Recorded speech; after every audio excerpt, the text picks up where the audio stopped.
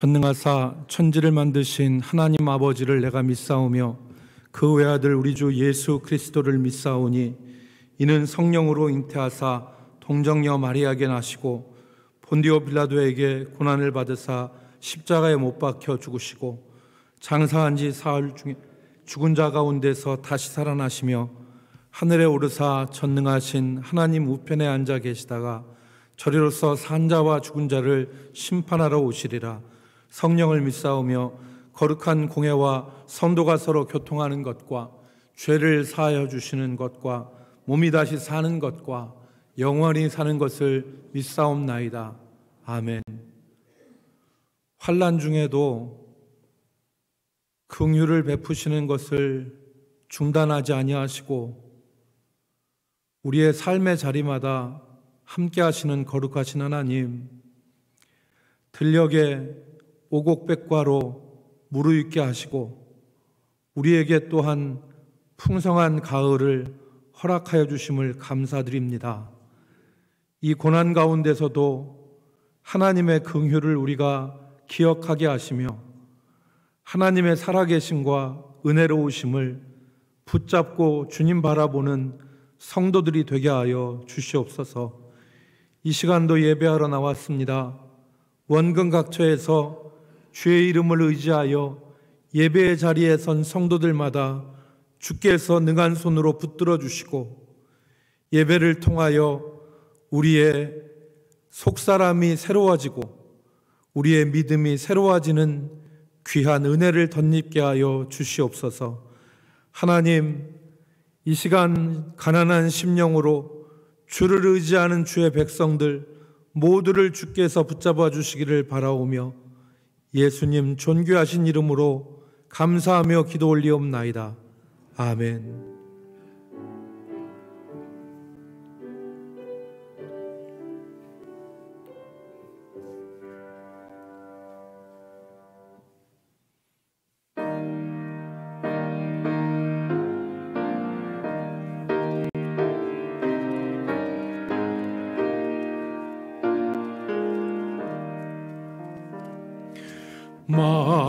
만유의 주제 존귀하신 예수 사람이 되신 하나님 나 사모하여 영원히 섬길 내 영광 되신 주로다.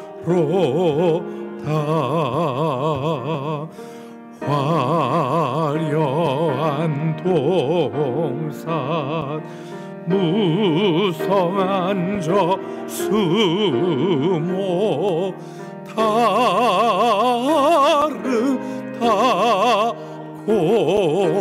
묘하나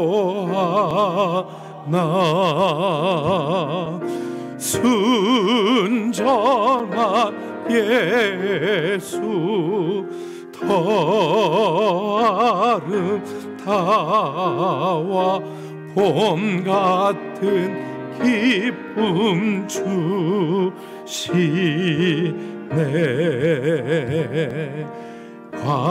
광명한 해와 명랑한 저 달빛 수많은 별들 빛나 주 예수 빛은 더 찬란하여 참 비교할 수 없도다. 아멘.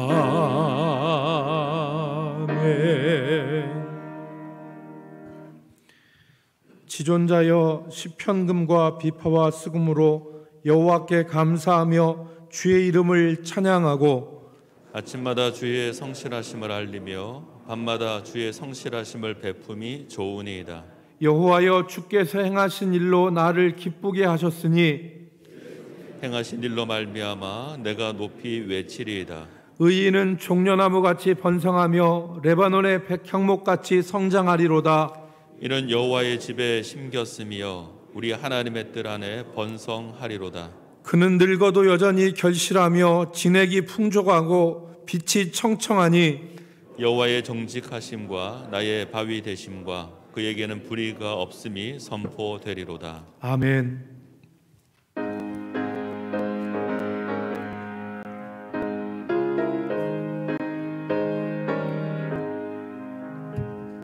슬픈 마음 있는 사람 예수 이름 믿으면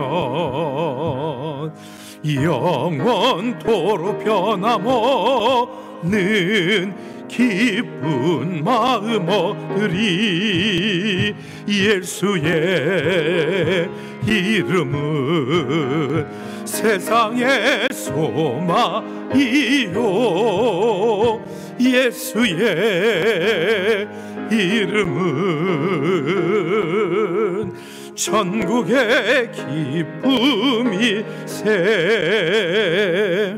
거룩하신 주의 이름 너의 방패 삼아라. 환난 시험 당때에 주께 기도드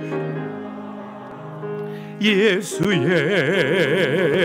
이름은 세상의 소망이요 예수의 이름은 천국의 기쁨이 새. 존귀하신 주 이름 우리 기쁨 되도다. 주의 품에 안길 때에 기뻐 찬송 부르리. 예수의 이름은 세상의 소망이요 예수의 이름은 천국의 기쁨이 새. 우리 갈 길 나무에 보좌 앞에 나아가 왕의 왕께 경배하며 멸류관을 드리리. 예수의 이름은 세상의 소망이요 예수의 이름은 천국의 기쁨.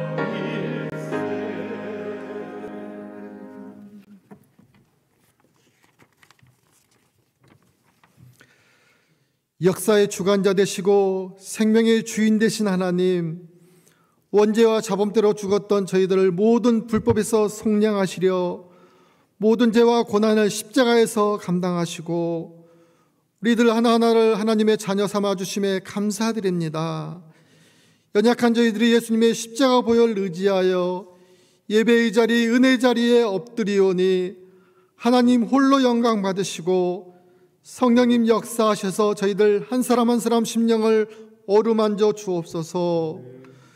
코로나 바이러스로 예배의 소중함을 알게 하시고 예배 없이 살 수 없는 영적 공동체임을 깨닫게 하심에 감사드립니다.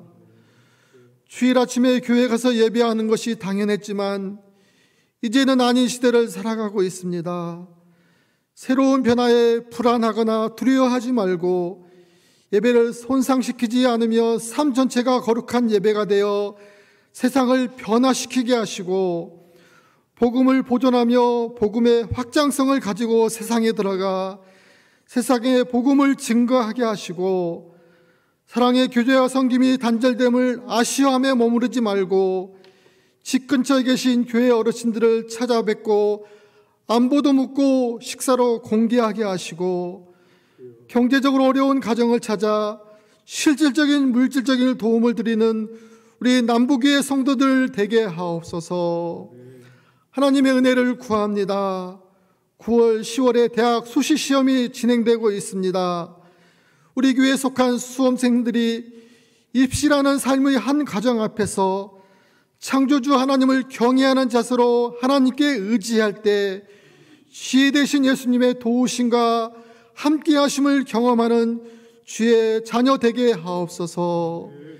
이 시간 말씀 전하시는 유명렬 담임 목사님께 영육간 강건함과 성령의 충만함을 더하셔서 예비하신 하늘의 은혜를 내리시고 이 혼란한 시기에 세상과 성도들에게 힘이 되고 하나님을 의지하는 법을 알게 하는 말씀이 선포되게 하옵소서. 수고하고 무거운 짐진 자들아 다 내게로 오라. 내가 너희를 쉬게 하리라 말씀하신 말씀에 의지하여 사모하는 마음으로 예배 드릴 때 나의 힘이신 여호와여 내가 주를 사랑하나이다 고백이 있게 하시고 우리의 영혼이 하나님을 향하여 나아가는 시간 되게 하옵소서. 예수님의 이름으로 기도드립니다. 아멘.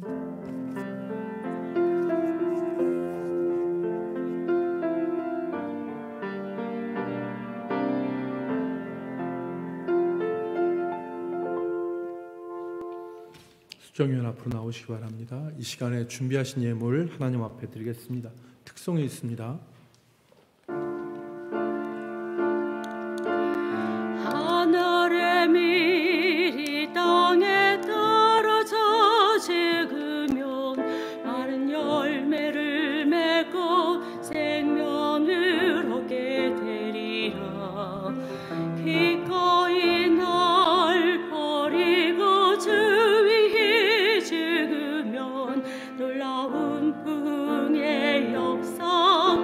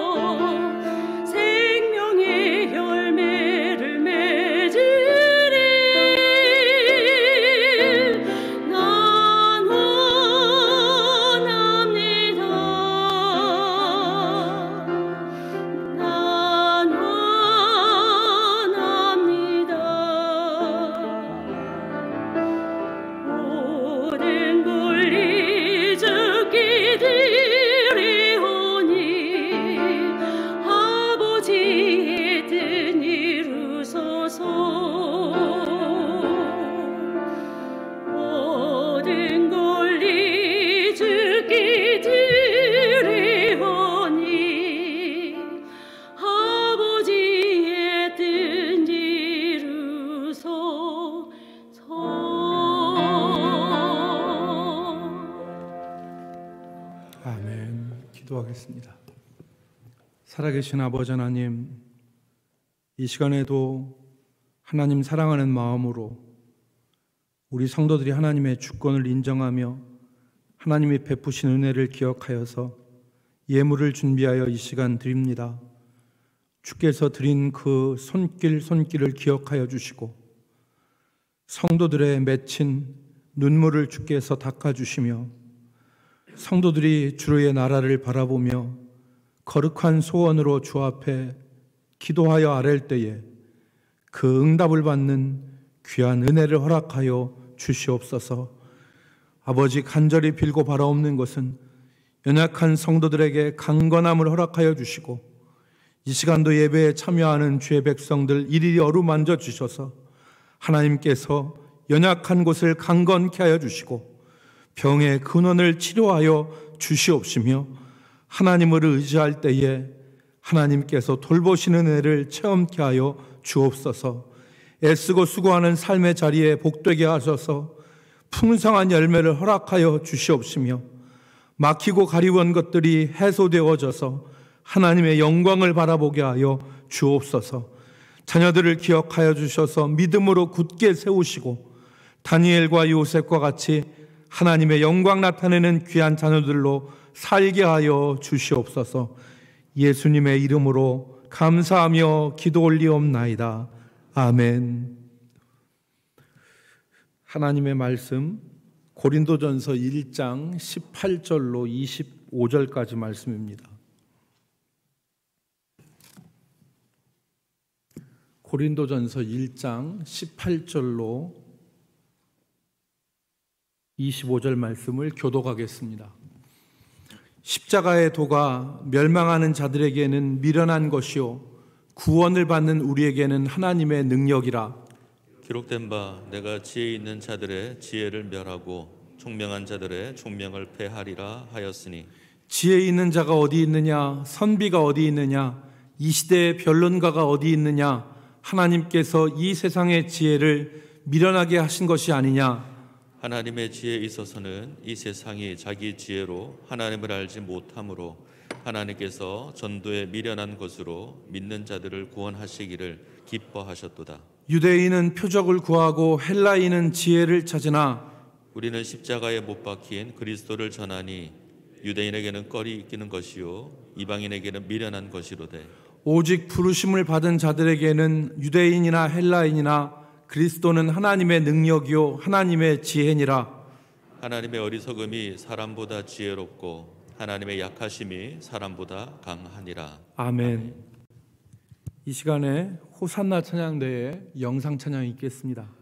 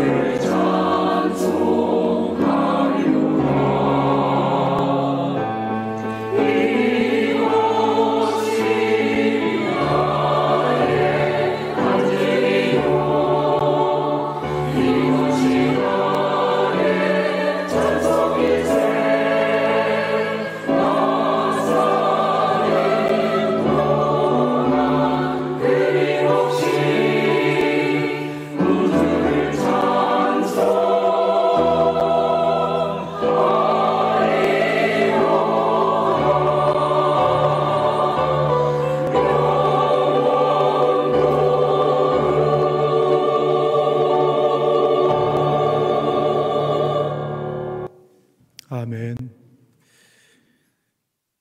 여러분, 평화로울 때는 문제가 되지 않지만 교회와 국가가 대립적인 위치에 놓이게 될 때 그리스도인들은 고민하지 않을 수가 없습니다. 교회와 국가가 대립적이지 않을 때는 그리스도인들은 경건 생활과 자신이 추구하는 믿음 생활을 하기 위해서 힘쓰면 되지만, 오늘날처럼 여러 분야에서 정부와 권력과 부딪히는 상황이 되면 그리스도인들은 혼란스럽기도 하고 갈등이 생기기도 합니다. 현재 교회는 이 세속 정부와 많은 부분에 있어서 갈등적인 상황에 놓여 있습니다. 코로나로 인한 예배의 문제, 예배 통제의 문제를 필두로 해서 동성애와 큐어 축제 그리고 차별금지법의 문제로 교회는 정부와 불편한 관계에 놓여 있습니다. 여러분 아시겠지만 교회가 동성애와 큐어 축제를 반대하는 것은 그것이 하나님의 창조 질서에 어긋나기 때문에 그렇습니다. 서울시청 앞의 광장에서 그리고 대구의 동성로에서 큐어 축제를 반대하는 것은 교회가 성소수자를 박해하는 것이 아닙니다. 큐어라고 하는 말은 사전적으로 이상한, 색다른이라는 말인데 지금은 성소수자를 가리키는 말이 되었습니다. 호모나 레즈비언이나 트랜스젠더와 같은 성소수자를 교회가 박해하는 것이 아니라 그 왜곡된 행위가 그들을 향하여서 측은지심을 갖는 것은 교회에서 가져야 될 당연한 마음입니다. 정죄하고 손가락질하는 것보다 그들을 감싸 안아야 되는 것이 교회의 모습입니다. 그건 당연한데 그 왜곡된 행위가 마치 정당한 것처럼 퍼레이드를 하는 것이 가치관의 전복으로 이어지는 것을 막고자 하는 것입니다.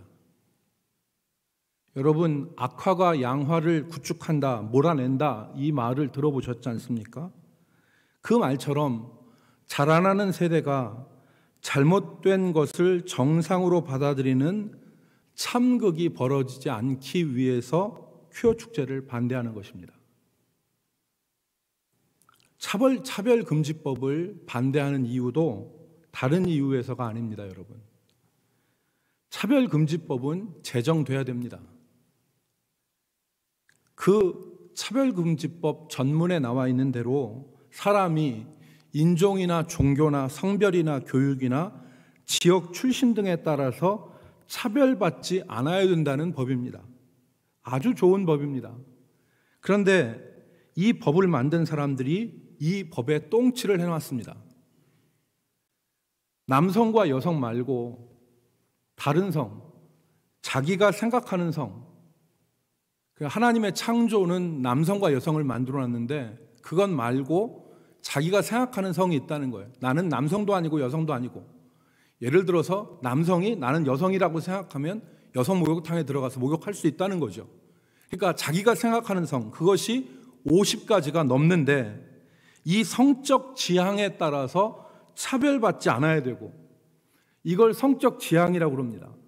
그러니까 내가 원하는, 나는 이러이러한 성을 가지고 있다라고 하는 성적 지향에 따라서 차별받지 않아야 되고, 만일 이로 인하여 차별을 하면 법적인 처벌을 받아야 된다 하는 것이 차별금지법의 요체입니다. 여러분, 국회에 들어가면 이 차별금지법의 전문을 다 볼 수 있습니다. 지금 이 차별금지법은 국회의원 10명 정도가 발의를 해서 법제화하려는 가운데 있고, 교회와 시민단체는 이 법이 만들어지는 것을 막으려는 가운데 있습니다. 이러한 현실에서 많은 믿는 사람들이 혼란을 겪고 있습니다. 어떤 분들은 이놈의 못된 정부 다 뒤집어 엎어버려야 돼, 이렇게 말하면서 강경한 입장을 취하는 분들도 있고, 어떤 사람들은 교회가 뭘 이런 정치적인 문제에 나서느냐, 조용히 신앙생활을 해야 되지라는 입장을 보이는 경우도 있습니다. 그리고 어떤 사람들은 이것도 아닌 것 같고 저것도 아닌 것 같아서 혼란 지경에 있는 분들도 있습니다. 그래서 오늘 교회와 국가의 관계에 있어서 성도는 어떠한 자세를 취해야 되는가라는 이 부분에 대해서 말씀을 중심으로 생각해 보겠습니다. 첫 번째로 우리가 생각할 것은 국가가 무엇이냐라는 사실입니다.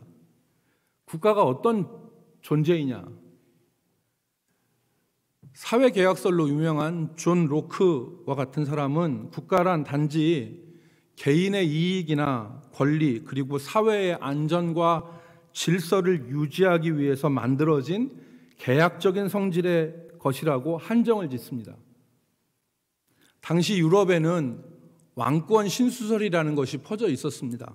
즉, 왕의 권리는 하늘로부터 받은 것이다. 그런데 이게 성경에 근거한 것 같지만 이게 절대적이었어요. 왕이 모든 것을 다 좌지우지할 수 있는 전제적 성격을 가지고 있었습니다. 그런데 그러한 상황에서 존 로크가 국가란 그런 절대적 성질의 것이 아니라 단지 개인의 권리나 이익이나 사회의 질서와 평안을 유지하기 위해서 만들어진 임시적인 성질의 것이다 라고 말한 것입니다. 그런데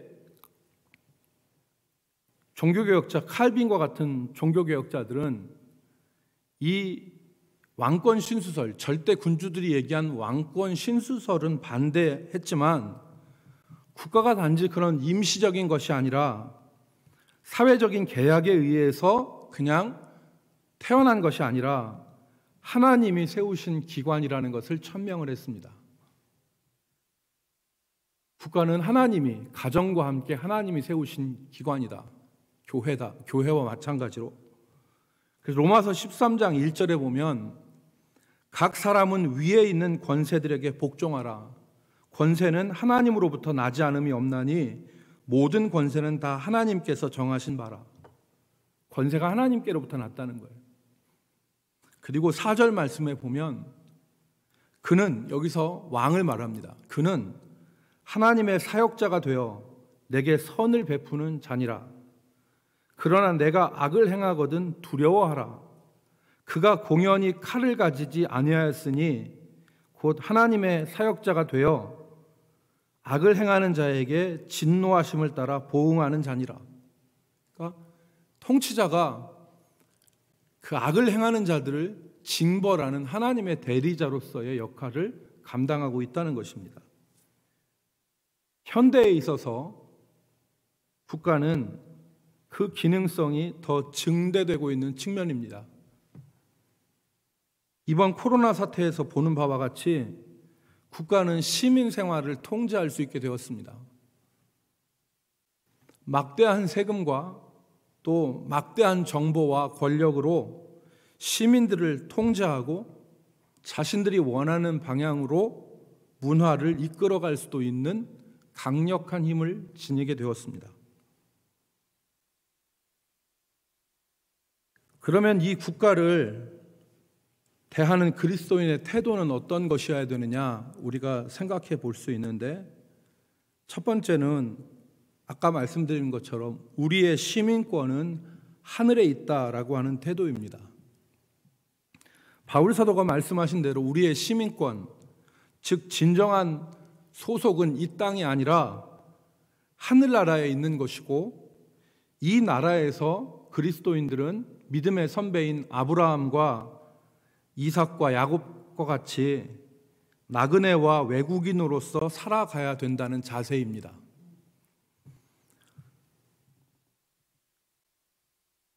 초기 기독교 신학을 정리한 어거스틴은 신국론이라고 하는 책에서 두 왕국론을 펼쳤습니다.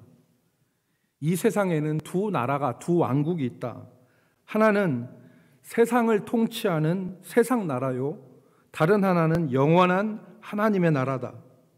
그래서 성도는 이 땅에 발붙이고 이 세상에서 살지만 성도의 궁극적인 관심은 저 영원한 하늘나라에 있는 것이다. 이런 주장을 했습니다. 어거스틴이 이 세상에 두 나라가 존재한다는 것과 우리의 관심이, 우리의 궁극적인 관심이 이 땅이 아니라 영원한 하나님의 나라에 있다, 이것을 이렇게 말한 것은 성경적인 가르침입니다. 우리의 시민권은 하늘에 있죠. 그리고 우리는 이 땅에서 이 땅의 시민으로 살지만 우리의 진정한 소속은 저 영원한 하나님의 나라입니다. 잘 표현했습니다. 그런데 역사적으로 일부 사람들은 이 주장을 현실 무관심으로 기울어진 사람들이 있습니다. 이 땅에 무슨 일이 있던, 이 땅에서 어떤 일이 벌어지던 간에 관심 밖의 일이고, 오로지 우리의 관심은 저 하늘나라, 영적인 것에 있다고 생각하며 사는 사람들인데 현실 도피 수준에 이를 정도입니다. 아무 관련이 없습니다. 이 땅에서 무슨 일이 일어나든지 그건 상관없습니다. 우리는 오직 영적인 것만을 추구하고 하나님의 나라만 바라본다라고 생각하는 사람들입니다. 그런데 이 태도가 올바른 태도가 아닙니다. 여러분, 칼빈이라고 하는 사람은 국가와 교회와의 관계를 몸과 영혼으로 비유했습니다. 칼빈은 국가는 몸이고 교회는 영혼과 같다 그랬습니다.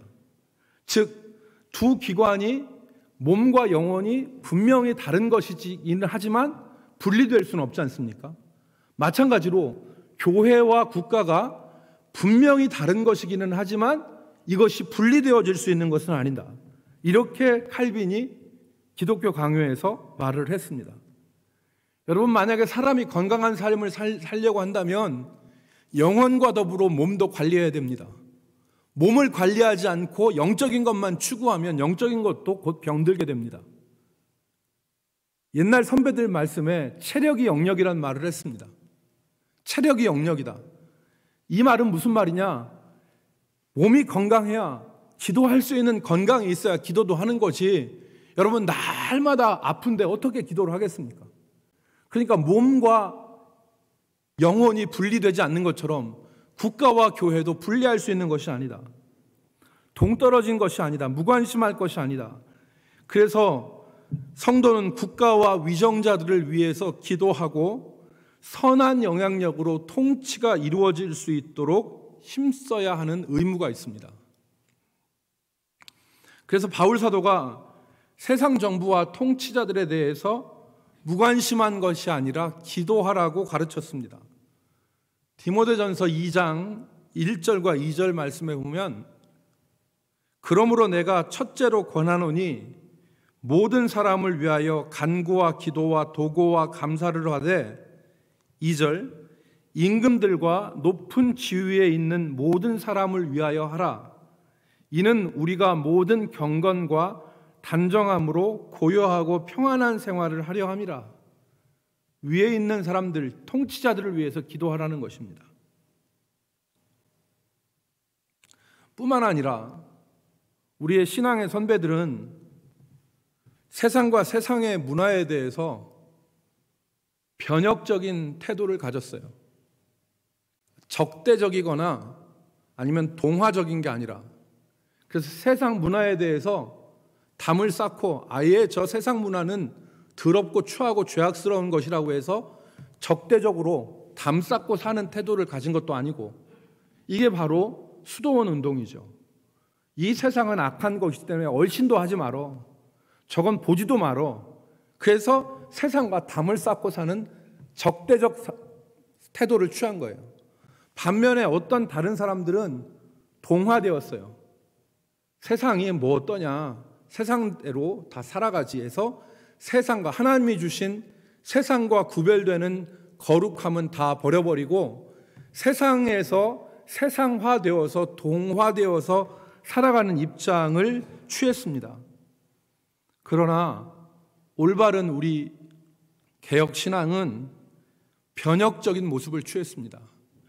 세상에 담을 쌓고 사는 것도 아니고 세상에 동화되어서 변질되는 것이 아니라 세상에 들어가서 그 세상의 악한 것들을 뒤집어 엎고 하나님이 다스리시는 하나님의 통치가 이루어지는 세상으로 만들어가는 것, 이것을 변혁적 입장이라고 하는데, 그 변혁적 입장이 하나님이 원하시는 것이다. 모든 영역에 있어서 하나님의 주권을 세우는 모습이 되어야 된다. 그러므로 오늘 그리스도인들은 이 세상에 소망을 두지는 않지만 세상과 분리되어서 고립되어 살지 않고 악한 것들이 우리가 사는 무대를 더럽히지 않도록 힘써야 될 태도로, 자세로 세상을 살아가야 됩니다.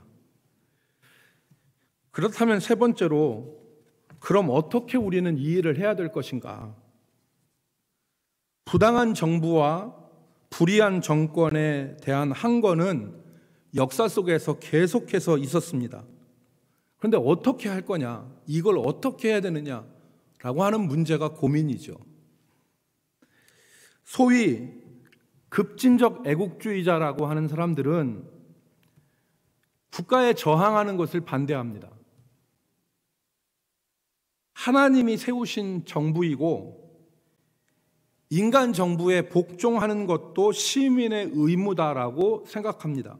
그래서 설령 악한 정부라 하더라도 복종하는 것이 하나님의 말씀에 따르는 것이다 라고 생각합니다. 성경은 왕이나 통치자에게 순종하고 복종할 것을 가르칩니다. 그러나 언제나 그런 것은 아닙니다. 통치자가 하나님의 법에 순종하고 정의와 질서를 세우는 일을 할 때 성도는 그 통치자를 돕고 복종하고 기도할 의무를 가집니다. 그러나 통치자가 하나님을 대적하고 예배를 막고 거짓과 악행을 일삼을 때 그에게 순종하는 것은 악에게 부역하는 것과 같은 일입니다. 사도행전 4장에 보면 베드로와 요한이 이스라엘의 최고 회의였던 공회 앞에서 앞으로 절대 예수의 이름으로 말하지도 말고 예수의 이름으로 가르치지도 말라는 엄중한 경고를 받았을 때 사도들은 그 권위에 순종하지 않았습니다. 사도행전 4장 19절 말씀에 보면 베드로와 요한이 대답하여 이르되 하나님 앞에서 너희 말을 듣는 것이 하나님의 말씀을 듣는 것보다 옳은가 판단하라. 하나님의 말씀, 너희 말을 듣는 것이 옳으냐, 하나님 말씀을 듣는 것이 옳으냐. 영국에서 노예 해방을 이끈 사무엘 리더포스라고 하는 사람이 있습니다. 이 사무엘 리더포스라고 하는 사람이 법이 왕이다 라고 하는 책을 썼습니다. 법이 왕이다. 라틴어로 렉스라고 하는 말입니다. 이 렉스 앞에 있는 말은 렉스 법이란 말이고요. 뒤에 있는 렉스는 왕이라는 말인데 책 이름이 렉스입니다. 법이 왕이다. 그 법이 왕이다라는 책에서 사무엘 리더포스가 아무리 왕이라 하더라도 자기 마음대로 통치할 수 없고 법대로 통치해야 하며 시민들은 전제정부, 마음대로 행하는 악한 정부에 저항할 도덕적인 책임을 가진다라고 말했습니다.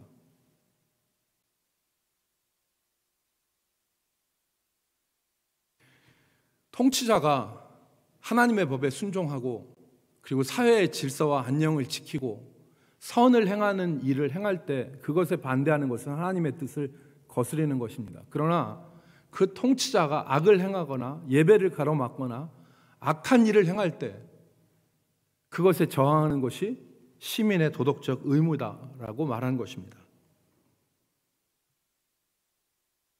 이제 우리는 그 방법과 태도에 대해서 살펴보도록 하겠습니다. 어떻게 그럼 저항해야 되느냐? 첫 번째는 폭력이 아니라 저항과 불복종으로, 폭력이 아니라 저항과 불순종으로, 불복종으로 해야 됩니다. 종교개혁 당시에 제세례파라고 하는 집단이 있었습니다. 이들을 왜 제세례파라고 부르냐면 로마 교회에서나 다른 자신들이 생각할 때 다른 썩은 집단에서 받은 세례를 부정하고 자신들이 인정하는 사람들에 의해서 세례를 다시 받아야 된다라고 주장했기 때문에 이들을 제세례파라고 불렀습니다. 그런데 이들이 행동이 이들의 주장처럼 과격했습니다. 부정한 정부는 끌어내려야 되고 폭력을 동원해서라도 악한 정부는 뒤집어야 된다라고 생각했던 것입니다. 그런데 루터나 칼빈 같은, 여러분이 세계사 시간에서 배웠던 것처럼 루터가 농민혁명에 반대했는데 그것은 폭력적이기 때문에 그런 것입니다. 루터나 칼빈은, 종교개혁자들은 성경 원리에 근거해서 폭력이 아니라 항의해야 된다, 저항해야 된다. 그래서 여러분 개신교를 프로테스탄트라고 얘기하지 않습니까? 그 프로테스탄트의 동사가 프로테스트입니다. 저항입니다. 아닌 건 아니라고 얘기하는 것입니다. 그러니까 잘못되었을 때 항의해야 되고 그것이 옳지 않음을 저항하라는 것입니다. 정부에서 악한 일을 한다 하더라도 가만히 있지 말고 아닌 것은 아닌 것이라고 얘기해야 된답니다. 해야 된다는 것입니다. 외국의 사례에서 보면 말씀에 어긋난 법령이 발표될 때 저항함으로, 미국에서는 초등학교에서 창조론을 가르치면 안 된다 이렇게 하는 법령을 공포했었을 때 가만히 있었습니다. 교회가. 노만 가이슬러라고 하는 사람이 기독교 윤리라고 하는 책에서 미국 사회에서 학교에서 창조론을 가르치지 말고 기도하지 말라는 법령을 내렸을 때 교회는 저항했어야 된다. 또한 기독교인들에게 잘못된 일을 하라고 강요할 때 교회는, 성도는 불순종해야 된다. 불복종으로 해야 된다. 신사참배를 하라고 했을 때 신사참배를 하지 않음이 불순종입니다. 출애굽에 나오는 유아학살을 명령했을 때 그 산파들이 하나님을 두려워함으로 유아학살을 하지 않았습니다. 불복종했습니다. 어떠한 처벌이 있다 하더라도 옳지 않은 것은 처벌을 감수하더라도 하지 않아야 됩니다. 다니엘이 앞으로 30일 동안은 누구에게도 기도하지 말라고 하는 법령이 내려졌을 때 다니엘은 이 말도 안 되는 법령에 처벌을 감수하고 복종하지 않았습니다. 그러므로 시민 불복종은 폭력이 아닌 저항과 불복종의 방법으로 이루어져야 되는 것입니다. 그것이 성경의 방법입니다. 만일 당국이 전염병이 아닌 이유가 아니라 교회를 통제하기 위해서 예배를 방해한다면 저는 불복종할 것입니다. 우리 성도들도 그래야 됩니다. 감염의 위험이 아니라 정부가 교회를 통제하는 목적을 가지고 예배를 모이게 하지 못한다. 그럴 경우에 어떠한 처벌과 어떠한 보상을 감수하고라도, 만약에 예배를 모였는데 여기서 확진자가 생겨가지고 교회가 그것을 구상권이 정부가 청구해서 교회가 물어준다면 우리는 교회 예배당을 팔거나 우리 재산을 팔아서 그것을 물어주더라도 불복종하는 것으로 우리는 진행을 해야 됩니다. 그렇지만 두 번째, 어떤 방법으로? 첫 번째는 폭력이 아니라 저항과 불순종으로, 두 번째로는 온당한 태도와 신사적 방법으로 해야 됩니다. 시민 불복종, 저항과 불복종은 온전한 태도와 신사적인 방법으로 이루어져야 됩니다. 이게 부모가 술주정뱅이라고 해서, 노름꾼이라고 해서, 그리고 자식을 돌보지 않는다고 해서, 그리고 그 아버지가 폭력을 일삼는 아버지라고 해도 그 자식은 아버지에게 애비 노릇도 못하는 작자가라고 하면서 아버지의 멱살을 잡아서는 안 됩니다. 부당한 정부, 부당한 정권이라 하더라도 온당한 방법과 신사적 방법으로 저항하고 불순종해야 됩니다.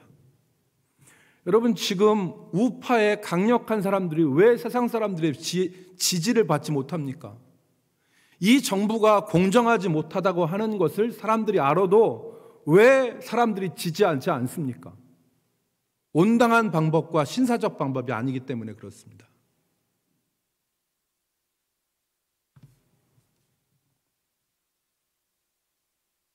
개혁신학의 시조인 칼빈은 자신의 입장과 다른 사람, 심지어 자신을 반대하는 사람들에 대해서 어떻게 대해야 될 것인가에 대해서 교훈했습니다. 기독교 강요에서 칼빈은 그 당시 이교도였던 터키 사람들, 그리고 사라센 사람들, 이 사라센이란 말은 이슬람이란 말입니다.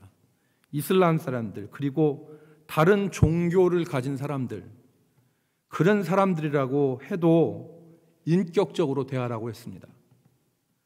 자신들이 정통 신앙과 정통 기독교를 가르친다고 해서 로마 카톨릭 사람들처럼 그들에게 물과 불과 같은 일상적인 요소를 사용하는 것을 금지시키고 물 쓰지 못하게 만들고 불 사용하지 못하게 하는 그런 방법 쓰지 말고 그들의 인간성을 부인하고 칼과 무기로 윽박지르는 방법은 옳지 못하다라고 말했습니다. 마르바 던이라고 하는 여성 신학자는 세상 권세와 하나님의 교회라고 하는 책에서 교회가 힘과 권력을 가지고 세상의 굴림해서는 안 된다, 그렇게 말했습니다. 그것은 잘못 나타난 하나님의 나라라 그랬습니다. 잘못 나타난. 교회는 언제나 연약함 가운데 하나님의 능력을 덧입는 하나님의 역사가 나타나는 기관이지 힘과 권력을 가지고 휘두르는 그런 그 기관이 아니다. 그것은 여러분 생각할 때 교회가 막 정치적인 힘이 있어서 세상 정부를 막 휘두르고 하면 좋겠죠. 그렇게 생각하는데 그건 여러분 꿈을 꾸지 마십시오.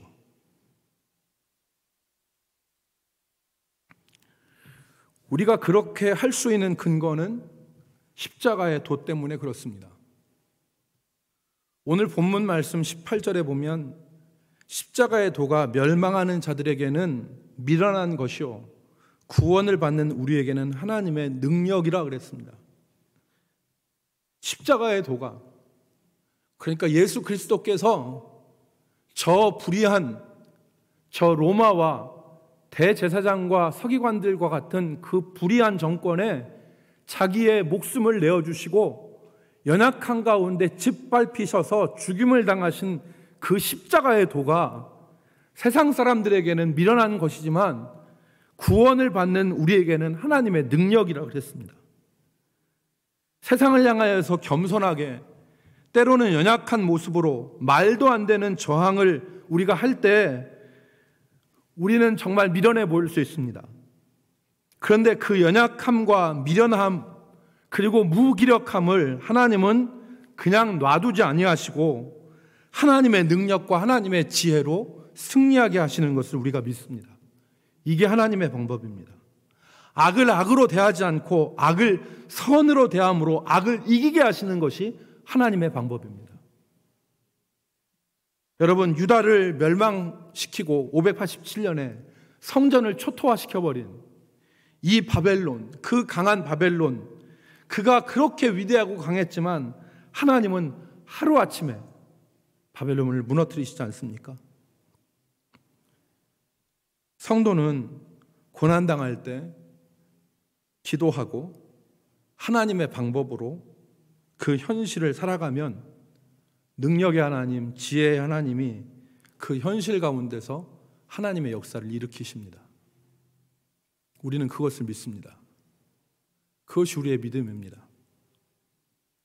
여러분, 만약에 우리가 고난 가운데 있다거나 핍박 가운데 있다거나 정말 어려운 현실에 있다 하더라도 하나님의 지혜와 하나님의 방법을 신뢰하며 나가시길 바랍니다. 하나님은 그러한 사람들에게 하나님의 역사를 나타내십니다. 사랑하는 성도 여러분, 오늘은 교회와 국가에 대해서 말씀을 살펴봤습니다. 오늘 이 상황 가운데 우리는 어떻게 이 국가를 바라봐야 되고 어떻게 우리가 처신해야 되는가?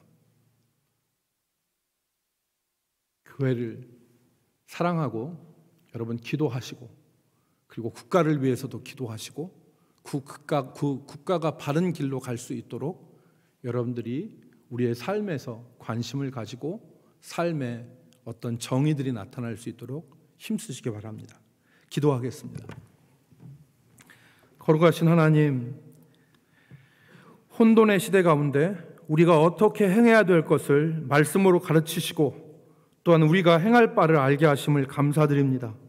이 시간 하나님의 이 십자가의 도가 우리의 능력과 하나님의 지혜라는 것을 우리가 굳게 붙잡고 이 말씀 붙잡고 믿음으로 나갈 수 있도록 인도하여 주옵소서. 삶에서 여러 가지 어려움을 당하는 주의 백성들을 주께서 기억하시고 그 삶의 자리에서 하나님의 능력과 하나님의 지혜를 믿게 하여 주옵소서. 예수님의 이름으로 기도 올리옵나이다. 아멘.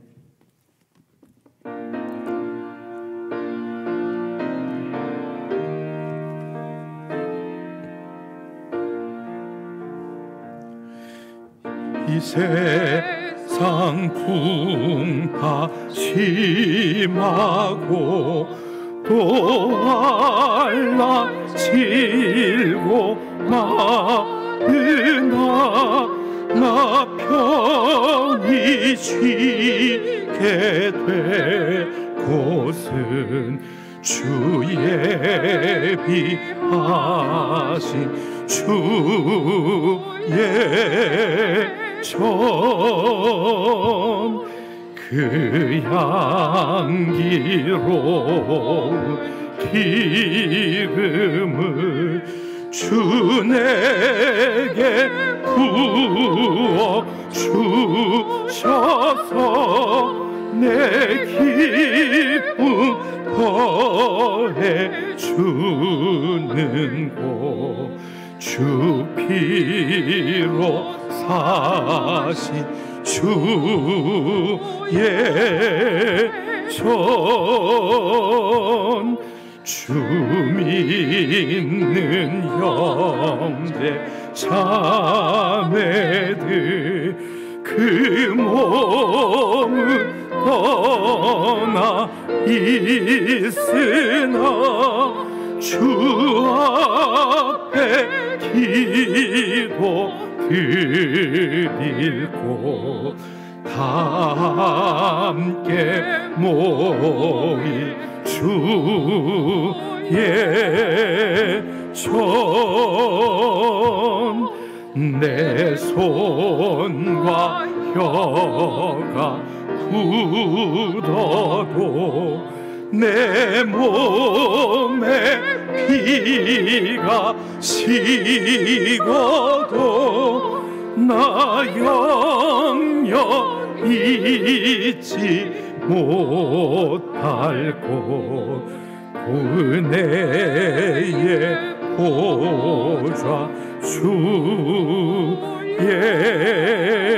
전 아멘.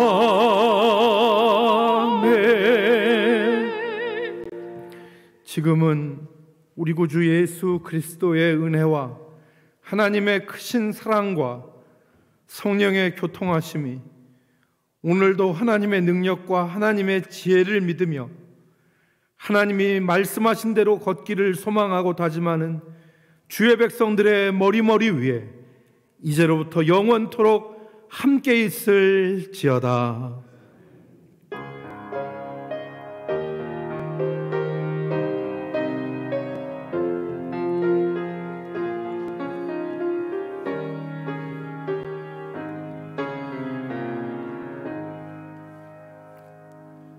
예배를 마쳤습니다. 광고하겠습니다. 내일부터 대전중앙교회에서 대전노회 135회 정기회가 있습니다.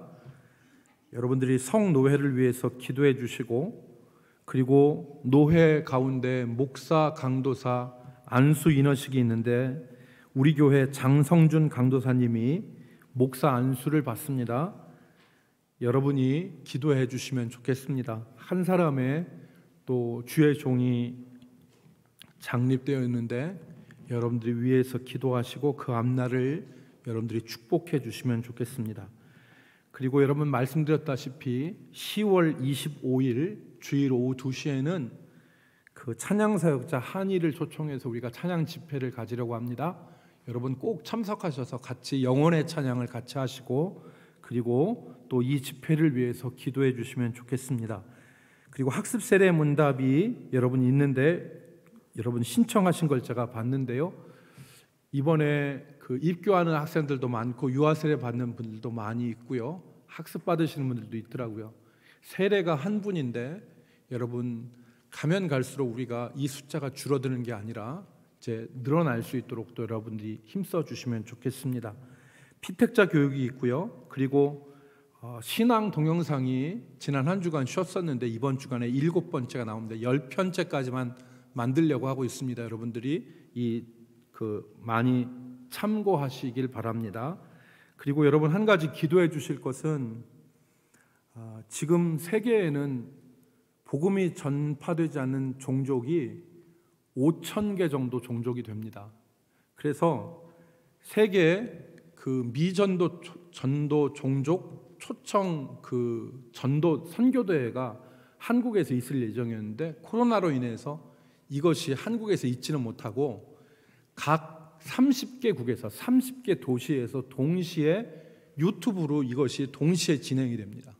그래서 이것을 여러분들이 가서 세계적인 목사님들이 나오시고 선교 이 대회가 있는데 여러분들이 이 비대면 온라인으로 진행이 되는데 첫 번째는 이 선교대회를 위해서 기도해 주십시오. 그래서 지금 세계의 5천여 미전도 종족 지도자들을 한두 사람씩 초청을 해서 이들이 함께 모여서 선교대회를 해서 이들이 각 부족으로 가서 부족을 복음화하는 그런 프로젝트인데요. 이것이 지금 10월 14일부터 16일까지 지금 대한민국에서 지금 있고 세계 30개 도시에서 있습니다. 또한 이제 이 선교대회를 위해서 기도해 주시고, 두 번째로는 이 선교대회를 통해서 선교의 활발한 역사가 일어나도록, 그래서 이 30개 지역에 있는 사람들이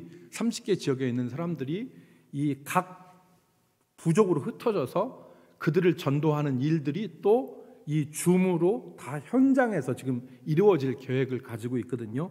이 일을 위해서 여러분 기도해 주시고, 이 사역은 여기에 접속하기 위해서는 1인당 10만 원의 어떤 그런 그 접속비, 등록비가 필요한데요.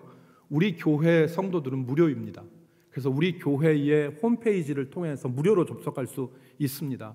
다 무료로 접속하는 건 아니고요. 이 일에 동참해서 함께 기도했던 교회들만 이건 무료로 동참할 수가 있습니다. 그러니까 여러분들이 교회 홈페이지에 접속하면 14일부터 16일까지 있는 세계 선교대회에 여러분들이 접속해서 실시간으로 이 강의를 다 들을 수가 있습니다. 여러분들이 참고하시면 좋겠고요. 이춘만 집사님이 지금 보훈병원에 입원해서 치료를 받고 있는데 회복을 위해서 기도해 주시면 좋겠습니다.